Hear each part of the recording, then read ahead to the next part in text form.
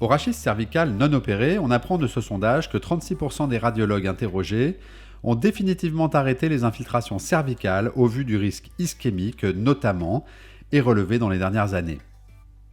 Il est intéressant de noter que les 27 radiologues ayant interrompu ces gestes poursuivent bien les infiltrations au rachis lombaire non opéré, témoignant bien non pas d'une prudence relative aux infiltrations au sens large, mais bien d'une prudence spécifique à cet étage cervical. Parmi ceux qui font encore des infiltrations cortisonnées cervicales, on constate une certaine variété des pratiques et des voies d'abord.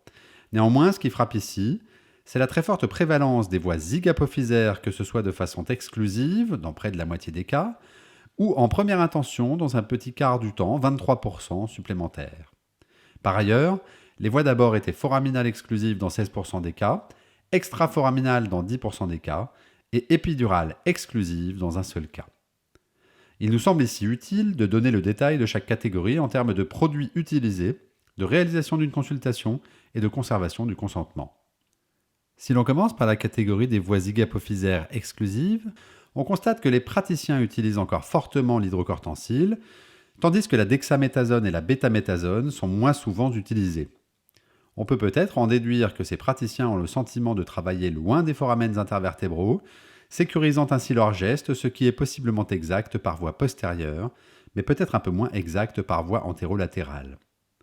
Parmi ces 24 praticiens, presque tous proposent une consultation systématique, sauf 4 qui se contentent d'une simple fiche d'information.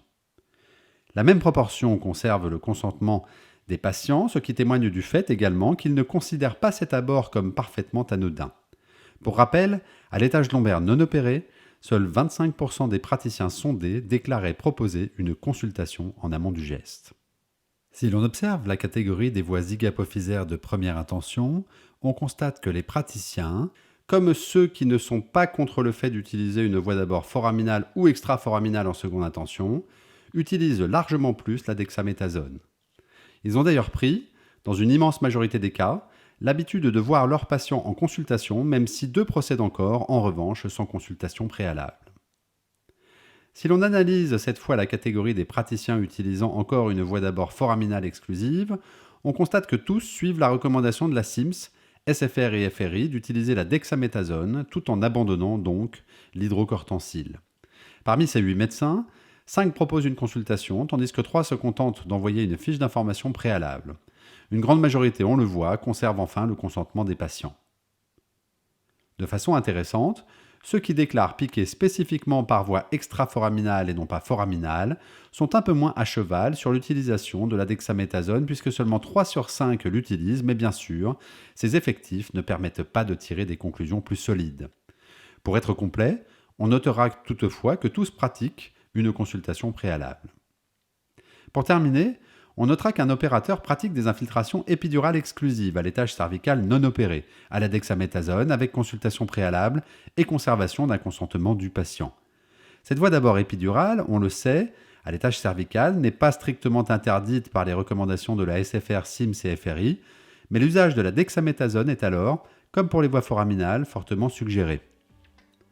En synthèse, concernant les types de produits cortisonés utilisés au rachis cervical non opéré, on constate que l'utilisation de la dexaméthasone prédomine, à 63%, ce qui contraste avec les seulement 9% d'utilisation de ce produit en première intention au rachis lombaire natif, c'est-à-dire non opéré.